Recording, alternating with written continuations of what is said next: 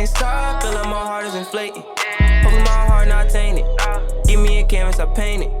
Trying to use my expression. Welcome everyone to This Week in the Ville. I am the host, DeonTay Smith, and my special guest with me today is a business owner, Mr. Kevin Brooks. How are you today, man? I'm doing good, young man. I hope you are. What is your overall initial business about? You're an entrepreneur. Can you give us an overview of what your business is about? So I'm gonna elaborate on the term business, right? So I think people hear businessman, they automatically think one thing or another, right?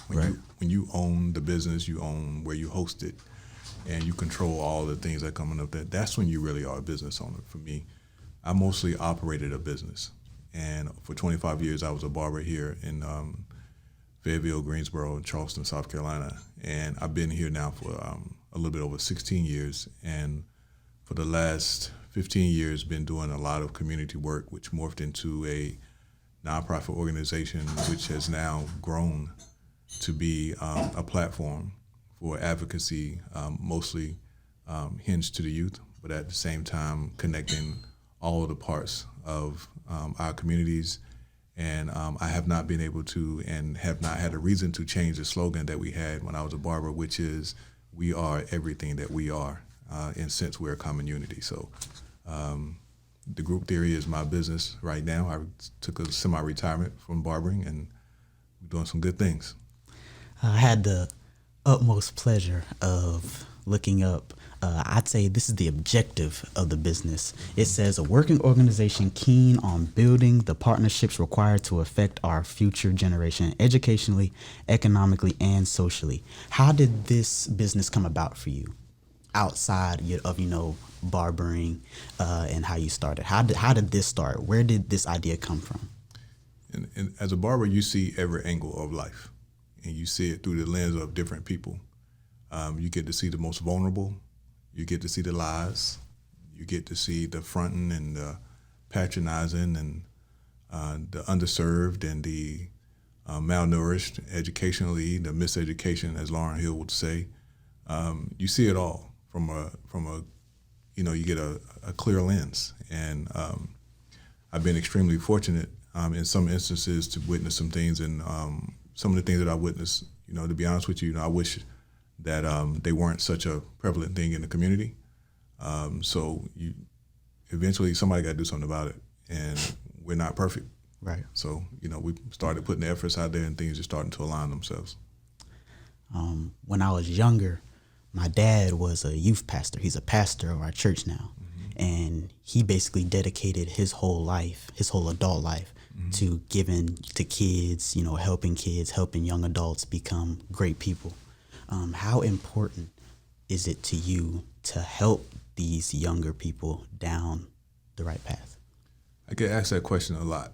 And most I get asked by people that are my age and a little older. So you're talking about 50 and up.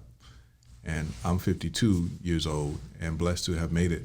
We have people that are into their 60s that still trying to figure out, what do they do about what they see, right, specifically pertaining to young people or the younger generation. Mm-hmm. And they want to know what motivates me to do what I do. And it's very simple, man. Like, my doctor right now is in his 60s. So when I get in my 60s, he's more than likely not going to be my doctor. It's probably going to be somebody that's younger. I'd rather have somebody that's younger be my doctor. Somebody's going to have to help me across the street. Somebody's going to have to cut my grass. Somebody's going to have to deliver my mail. All the things that I feel are important to me, people my age aren't going to be able to do them when I can't do them. So it's an investment.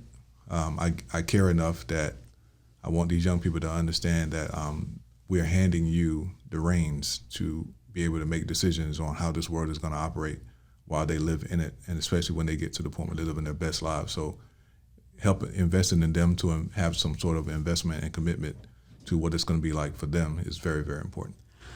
I completely agree with everything with that. You got to start these kids off early, especially from when they turn, I'd say 13. Mm-hmm. You had an event last year. It was over a year ago. It was called Who Are You Growing to Be and What Are You Growing to Do? If you remember that event, can you explain to our audience what that was about? Very. One of the things that we do in the group theory incorporated that we want to highlight to people more than anything else is we are creative. We have no boundaries, and we will go to whatever length is possible to engage young people. And what you witnessed was one of the sessions that we hosted during the Build Yourself initiative. The Build Yourself initiative in 2022 is now an actual program. So we expounded on those things. And what we did in that, we wanted young people to look inside of themselves. It's called Build Yourself, like not one word, 2 words. Right. Who are you? Right. Right now, everything is titled. So what are you? And so if I ask an average 15-year-old, hey man, what's going on? How you doing? I'm okay. Okay, so talk to me, man. Who are you? First thing they start telling me is, I'm a. They'll talk to me for 17 sentences, and I'll say, well, what's your name? Which is your first level of identification. Right. And so what we want them to do is to understand that if you start with what your name is, Right. and then you build on top of that, it's where are you going with this? Like, why would you tell me all those things before you even tell me what your name is? I think we grow up and we see a lot of young people, they get to high school, they even get to college even, and say, I don't know what I want to do with my life. Mm-hmm. How significant is a career path for this younger generation? So before I would even, and I'm gonna take the parent perspective or the older person perspective. I'm gonna say parent perspective. I have 4 kids. My oldest is, my son will be 33 years old next month. I have a daughter that will be 25 next month. I have a daughter that will be 20 years old in September, and a daughter that will be 15 in July. Okay.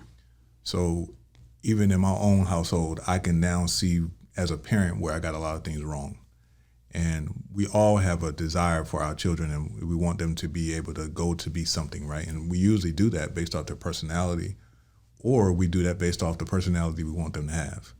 So what I've learned over the years to try to figure out for them if they can mouth it. Can you tell me what it is that you like to do? And my job at that point is to help them try to figure out how they can make a living to do it. Yep. And when I say make a living, that doesn't mean earn hundreds of thousands of dollars. It means if you're a person that wants to live on a boat, you may not require a bunch of land.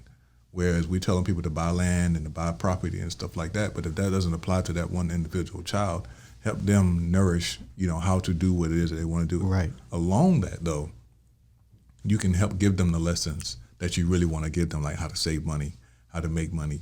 So you're older and you're the parent. You're supposed to be just a teeny bit smarter than your child to help them see what they're saying. And that's very hard for people to do because we're so preconceived to just tell what we want them to know.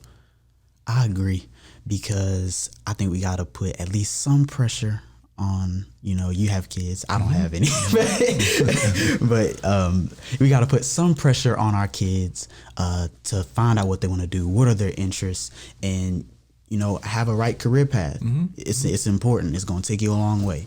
I ask every business owners, entrepreneur this, are there any challenges that comes with this business at all? I'm going to start with the most recent challenge that my wife and I spoke about this morning. When you're the business owner, there are things that you have to do with no expectation for anybody to do them but yourself. This notion of business owner has a ring to it that makes people think that they can just, I'm the boss, I delegate everything. Right. And eventually you may be able to do that. Some people may be great enough to get people to do it in the very beginning. Some of the best business owners, and this may sound unpopular, but some of the best business owners are drug dealers.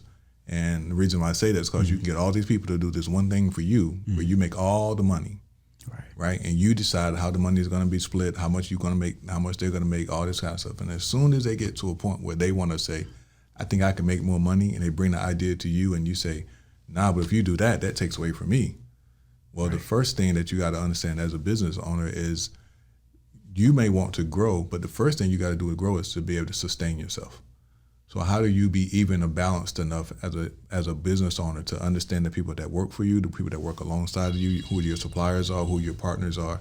How can you disseminate what the requirements are for you to have your business? Right. So that they don't feel like they're alienated or that they're not motivated to want to come in and do what makes you actually call yourself a business. Because you can't do anything alone.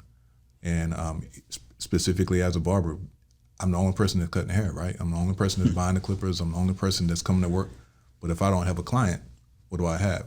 So my client is basically 70% of my business. Right. How do you plan to expand this community advocacy? How do you plan to expand this business of yours? In the words of Malcolm X, by any means necessary. Specifically, our job is to locate the people who have any type of like-minded ideals and align ourselves with them. When I say align, that means if they're going in that direction, we want to go in that direction. If they're going at a certain pace, we want to be able to go at that same pace. We don't want anybody to have to slow down and wait for us to catch up. We don't want for anybody to feel like we're having to hitch them and just ride along with them. That's respect will get you there faster than anything else. So we have respect for all other organizations. We have respect for everybody that's doing work as a community advocacy. We want to align ourselves with the activists and the advocates, other advocates, and try to build the agitators into one of those two categories.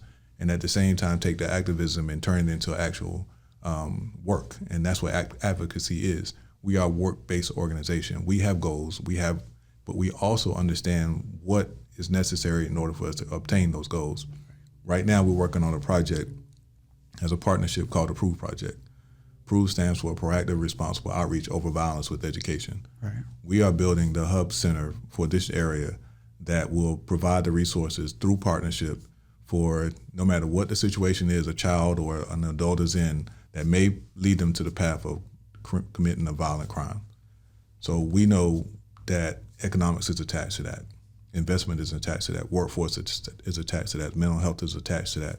Social services is attached to that. Parenting is attached to that. Understanding how to parent is attached to that.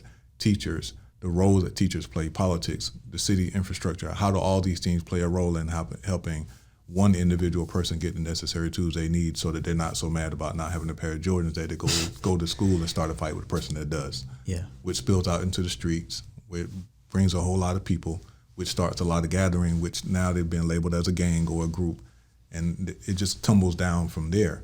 Right. So this clean slate that we're starting with is really to address the dirty landscape that we're faced with. You discussed some plans for the future. You discussed some goals, and I think our audience wants to know, is there any upcoming events coming soon that we should know about? Plenty. Our signature event, we would not be the Group Theory had it not been for the Got Your Back School Kickoff. We started that in the parking lot of Bronco Square in 2007. This is year 17 for us, I think. This is our 17th year doing this annual Back to School event. And we've moved it around. We've been at Fayetteville State. We started in Bronco Square. We've been at Festival Park. We've held it in parking lots. This year we're going to be at the Bunts Road Recreation Center on August the 6th. It starts at 11 o'clock in the morning. We have an entrepreneur fair that we're doing that day. We have a parent workshop that we're doing that day. We have kickball that we have going on. We have the same bounce houses and hot dogs and drinks. Right. And we have also a little mini concerts. We have two people that's going to be performing. One is Kid Lee, which is at the Kid Lee on Instagram. She had a song previously with Quavo from the Migos, but she spun off on her own and she's finding her own traction. And the young lady is going to blow up. You know, she's 20 years old, and we're doing that. We're partnering with VILLE. That's happening in September. We're partnering with the LCM Life Changing Mentors launch that they're going to do in June. And we're working on another program with MCP Rentals over on Country Club. I'm mentioning these things because I'm speaking them into existence. Some of these are definites, but our job is to partner with organizations to help provide them the platform to make sure they continue to do what they're doing. I know the young lady sitting over in the corner from meeting another one from hosting an event with one of our community partners, Ms. Kristen Miller with Future Endeavors Life Program. Right. So it's all about partnering so that we stay active. Right. Last question I got for you. Watch basketball? A lot of it. Who's winning the finals this year? I tell you who I want to win. Who you want to win? None of them. I'm a Lakers fan. No, I wouldn't have an issue with whoever won the NBA championship this year. I hope everybody stays healthy or gets healthier. Right. So we can see, full slate of full arsenal. I think Boston won because of, what's my man's name from Milwaukee that was injured? Chris Middleton. Good. I think they won because Chris Middleton was out. I think, Chris Paul ran out of gas, and we're hearing a lot about him. But he always runs out of gas, though. Well, he's 37 years old. Yeah. And sometimes, again, going back to the concept, the team has to recognize that he needs another person that can spark him or spare the team whenever he runs out of gas. True. He shouldn't be playing the whole fourth quarter. So that's how you get blowed out by 50. But that's my guy. Chris Paul's in my top 10 of all-time athletes because he's from Winston-Salem and a lot of the work that he's doing off the court. So Okay. it's going to be interesting. Well, Mr. Brooks, that's all I got for you. I appreciate it. I want to Thank issue you a for challenge to joining you us. before I get off this microphone. Your generation is responsible for what's going to happen in this country over the next 15 years. I agree. I know with that's that. a serious topic, but you have a platform. I hope you build on top of your talent, your platform, your foundation of your father being a leader, and the way that he's been a leader and his dedication. So I'm saying this in every interview that I issue a challenge back to your generation to figure out what it is that you guys can do to be better than ours. So salute to you, respect to you all, and I appreciate you for having me on the show. I appreciate that, Thank you, man. teacher. I really do. No doubt. Hey, keep inspiring, keep leading kids down the right path. You're doing an amazing, amazing thing in the Right, community. follow us. That's right. I'm sorry. I know you told me that I needed to do a better job, Glory, but follow us on Instagram at The Group Theory. Follow us on Facebook. Follow us on Twitter. And we're looking you for can look right somebody to into help that us do it. camera. Yeah, Right so there. just follow us on all social media platforms at The Group Theory Incorporated. And we appreciate what you're doing. And we'll see you all soon. We want to thank Mr. Kevin Brooks for joining us. This has been This Week in the Ville. I am your boy, DeonTay Smith, signing off. If you did not get the 910 The Ville app, make sure you do that. What are you waiting on? You're slipping if you didn't get it, okay? But DeonTay Smith signing off. We out. Put me in the trance, I'm floating better than having no feelings, I'm broken. Always trying to get tokens, really not here for bragging or boasting.